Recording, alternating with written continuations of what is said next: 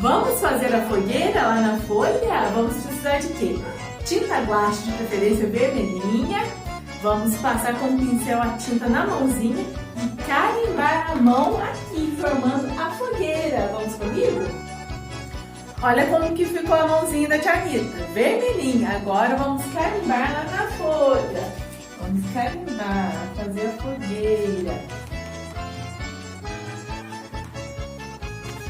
Olha, nossa fogueira! Vamos acender a fogueira nos nossos corações!